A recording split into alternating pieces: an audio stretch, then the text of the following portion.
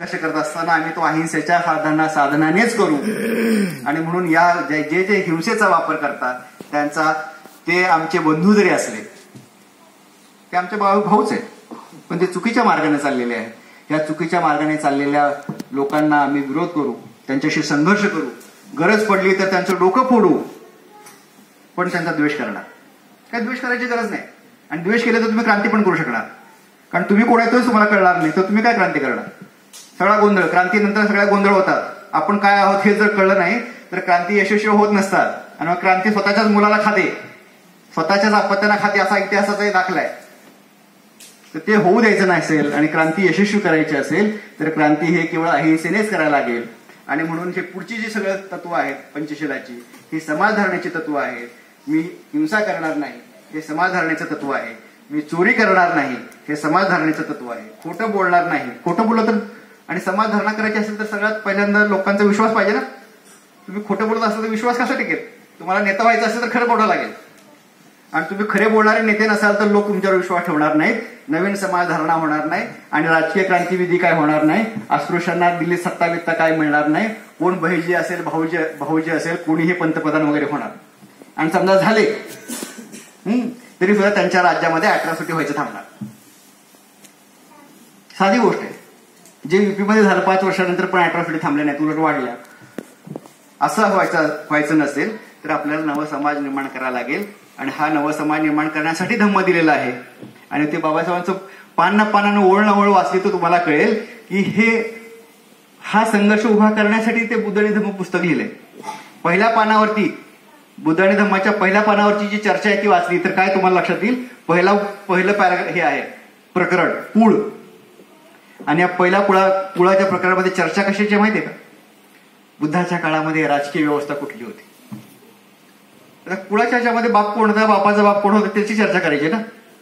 कुळाच्या प्रकरणात राजकीय व्यवस्थेची चर्चा करायचं काय कारण.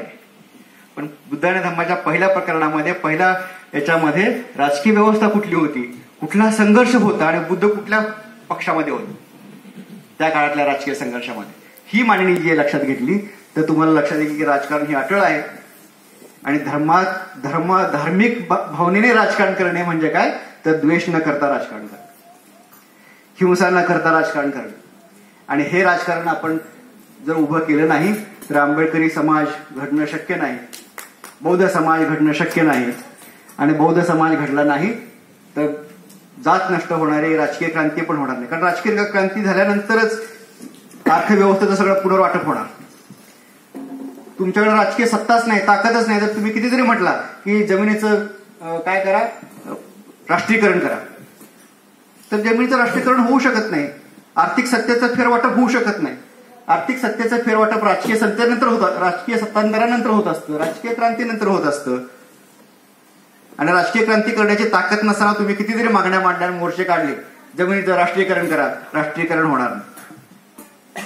आणि म्हणून बंधूने भगिनींनो, आपल्याला इथली जी क्रांती आहे, जो इथला लढा आहे, समतेसाठीचा लढा, हा समतेसाठीचा लढा हा समाज निर्माण करून बंधुत्वाच्या विचाराने, जसं सांगितलं मैत्रीच्या विचाराने, मैत्री हाच पूर्ण धम्म आहे. त्यामुळे आम्हाला कुणी अवघड नाही. आम्ही संघवाल्यांशी पण मैत्री करू शकतो. त्यांच्याशी आमचा विरोध आहे, तात्विक विरोध आहे, पण मैत्रीचा आम्हाला काही प्रॉब्लेम नाही त्यांच्याबरोबर. त्यांना बदलायची आमच्याकडे कुवत आहे. ते आमच्याबरोबर बसले तर आम्ही त्यांना निश्चित बदलून दाखवू. आणि जर कोणाला असं वाटत असेल की नाही ब्राह्मण कधीच बदलत नाही, तर ह्याचा अर्थ जग बदलू शकत नाही, परिवर्तन होऊ शकत नाही, मग त्यांनी बाबासाहेबांचा बुद्धाचा विचार स्वीकारायचं काय कारण नाही. जग बदलू शकतं असा आमचा विश्वास असल्यामुळे तर चवळीत आहोत ना आम्ही. ब्राह्मण बदलणारच नाही असं तुमचं म्हणणं असेल तर मग चवळ करण्यामध्ये काय पॉईंटच नाही. तुमच्याकडे ताकद नाही म्हणजे अर्थ, तुमच्याकडे कुवत नाही. तर तुम्हाला जर नेता व्हायचा असेल, समाजाची धारणा करायची असेल तर अहिंसा पाळली पाहिजे, चोरी करता कामा नये, खोटं बोलायचं नाही, व्यभिचार करायचं नाही, दारू प्यायचे नाही. हे जर केलं तर तुम्ही समाजाचे नेते होणार. आणि तुम्ही नेते झाला तर समाज घडणार. आणि नेतृत्वाशिवाय, नेत्याशिवाय समाज घडत नसतो. बाबासाहेबांनी सांगितलं विचार हा अमूर्त असतो, विचाराने समाज घडत नाही. बाबासाहेबांनी सांगितलं. मग समाज घडतो कसा. विचाराचं आचरण करणाऱ्या माणसाभोवती समाज तयार होतो. विचाराचं आचरण करायला लागतं. आणि म्हणून मेश्राम साहेबांना आम्ही बोलवलं. सातत्याने बाबासाहेबांचा विचार घेऊन काम करून चारित्र्य संपन्न राहून आजपर्यंत त्यांनी ज्या पद्धतीने काम केलं, अशा प्रकारची माणसं समाजात असतील जे दीक्षा देऊ शकत असतील. बाबासाहेबांनी सांगितलं दरेकाने दरेकाला दीक्षा द्यावी, हा नवयानाचा विधी आहे. बाकीच्या याच्यामध्ये असं दरेकाने दरेकाला दीक्षा देण्याचा मुद्दा नाहीये. नवयान बौद्ध धर्मामध्येच आहे आणि त्याचे काय कारण आहेत ते आपण नंतर सविस्तर चर्चा करू कधीतरी आपण केडर काम घेतलं तर. परंतु चारित्र्य संपन्न माणसाच हे यांनी नेतृत्व केलं. अशा माणसांनी आमचे सवी मुस्लिम गुरुजी होते, अनेक लोक आहेत की जे चारित्र्य संपन्न आहेत आणि त्याचबरोबर समाजाच्या धारणेचं काम करतायत. त्यांच्याकडे बघून आज समाज घडतो. तर अशा प्रकारची माणसं असल्याशिवाय समाजाची धारणा होत नसते आणि अशा प्रकारची माणसं आंबेडकरी चळवळीमध्ये अजून आहेत. ते निश्चितपणे या समाजाचं नेतृत्व करतील आणि या नव्या समाजाच्या नेतृत्वाखाली भारतीय समाजाचं परिवर्तन होईल. आणि आम्ही जी धम्म दीक्षा घेतली आहे ती भारतामध्ये राजकीय क्रांती करण्यासाठी घेतलेली नाही, फक्त संपूर्ण मानवमुक्तीच्या चळवळीचा हा भाग आहे. बौद्ध धर्माच्या माध्यमातून आपल्याला जगातल्या सर्व माणसांचं जे लाचारीचं परावलंबित्वाचं जीवन आहे याला मार्गदर्शन करण्यासाठी म्हणून सगळं जग महाराष्ट्राकडे बघते. लक्षात ठेवा, भारत महाराष्ट्राकडे बघतो. तुम्हाला माहिती आहे का, आंबेडकरी विचारातून काहीतरी एक नवीन मांडणी महाराष्ट्रातून येईल आणि मग हा सगळा गोंधळ कमी होईल असं भारतातले लोक महाराष्ट्राकडे बघतात. युपी मधून पण अजून काय मार्ग सापडला नाही. सत्तेच्या गणिताच्या पलीकडे काय जात नाहीये. युपीचं डोकं सत्तेच्या गणिताच्या पलीकडे काय जात नाही. आणि मग आता काय गणित चालले तर आपल्याला सगळ्यांना माहिती आहे. ते यशस्वी होतील का, व्हावेत अशी आमची इच्छा आहे. त्यासाठी आम्ही प्रयत्न पण करणार आहोत. पण ते पुरेसं नाहीये, ते जास्त काळपर्यंत चालणार नाहीये. ते अधिक भक्कम करायचं असेल तर बौद्ध समाजच निर्माण करायला लागेल, तो माणूसच निर्माण करायला लागेल, तो नेताच तयार करायला लागेल. असा बौद्ध नेता, असं नेतृत्व या जगाच्या समुदायाला देण्यासाठी बाबासाहेबांनी आपल्याला धम्म दिलाय. जगाचं नेतृत्व करण्यासाठी आपली जबाबदारी आपल्यावरती दिली आहे. भारताचं तर नेतृत्व करूच करू, जगाचं पण नेतृत्व करू. आणि बाबासाहेबांच्याकडे लोक बघतात, बाबासाहेबांचे फोटोकडे बघतात, पुतळे उभारतात, पुस्तकं पण वाचतात. पुस्तक वाचली पाहिजे निश्चित, पण त्याचा व्यवहार नेमका कसा करायचा हे मात्र आपल्याला कळत नाही. बौद्ध संघर्ष समितीने मात्र त्याचा मार्ग आपल्याला सांगितलेला आहे. प्रत्येक जो तरुण 18 वर्षाचा पूर्ण होतो त्यांनी जाणीवपूर्वक तो बाबासाहेब वाचून बाबासाहेबांनी सांगितलेल्या या नवयानाची दीक्षा घेतली पाहिजे.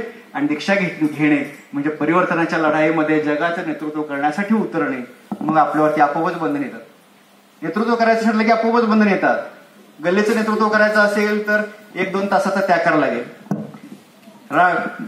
पुणे शहराचं नेतृत्व करायचं असेल तर आठवड्यातून तुम्हाला 2-3 दिवस द्यावे लागतील. महाराष्ट्राचं नेतृत्व करायचं असेल तर तुम्हाला आयुष्य द्यावं लागेल. भारताचं करायचं असेल तर मग काय विचारू नका, झोपता पण येणार नाही तुम्हाला. इतकी कामं आहेत की नेत्याला झोपता पण येणार नाही. जेवढं मोठं तुमचं ध्येय असेल तेवढं मोठा त्याग करावा लागतो, आपोआप काय होत नसतं. आणि ते त्याग करत असताना मात्र एक प्रश्न पडतो की आपण एवढं सगळं जीवाचं रान करायचं, उठाठेव करायची, हे होईल का खरोखरच? भारत बौद्धमय होईल का? त्याचं उत्तर काय लोकांचं? तुम्हाला विचारला प्रश्न, भारत बौद्धमय होईल का हो मित्रांनो? तर तुमच्या मनामध्ये शंकाच आहे ना, होईल की नाही? बाबासाहेब तर म्हटले. जिथं प्रश्न येतो श्रद्धेचा. आणि बाबासाहेब लिहिले द्या पुस्तकाने बुद्ध धर्मामध्ये श्रद्धेचं महत्व काय.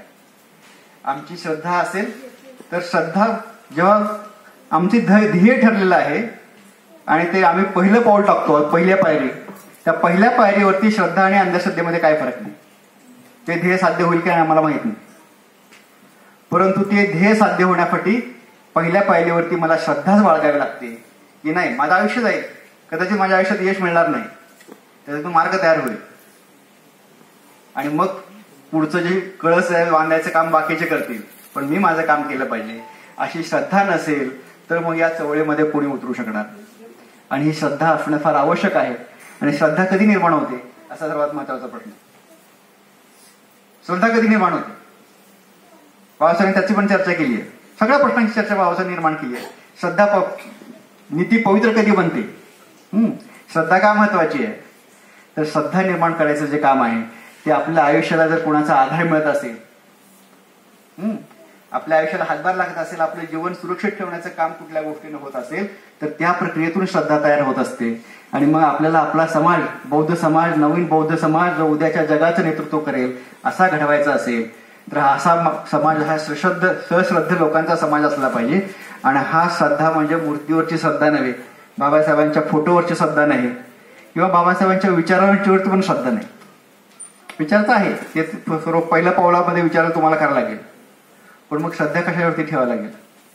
तर तो विचार जगणाऱ्या लोकांनी आपसात एकमेकांना आधार दिला पाहिजे, सहकार्य केलं पाहिजे. या सहकार्यातून, मैत्रीतून समाज घडवला पाहिजे. असा समाज की जे एकमेकांना आधार देत आहे, जीवनाला सांभाळून घेत आहे, असा समाज घडेल तर त्या समाजामधून श्रद्धा निर्माण होईल. ख्रिश्चन धर्माचे धर्मांतर करतात ना लोक. एक बाई असते, नवरा मेला, 2 पोरं आहेत, काय करायचं, काहीच मार्ग नाही.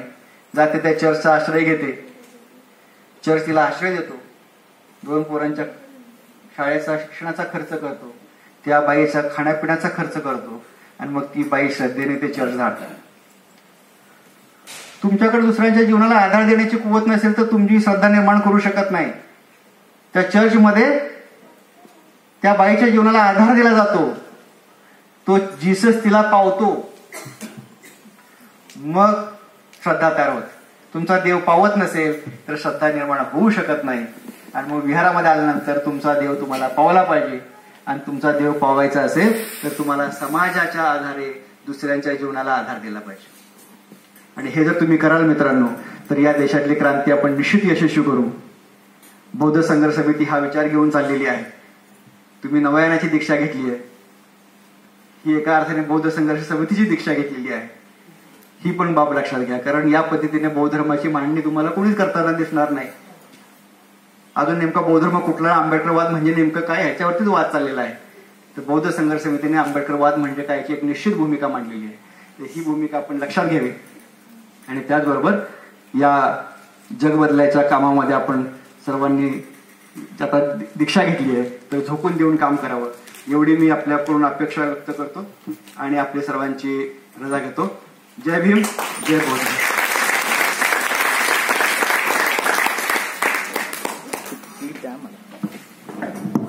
धन्यवाद सर. यानंतर कार्यक्रमाचे अध्यक्ष म्हणजे आयुष्यमती दीपालीताई चव्हाण यांचे मार्गदर्शन होईल. तत्पूर्वी मी एक सूचना करते, उपासक उपासिकांनी बाहेर जाऊ नये, लवकरच आपला कार्यक्रम संपणार आहे.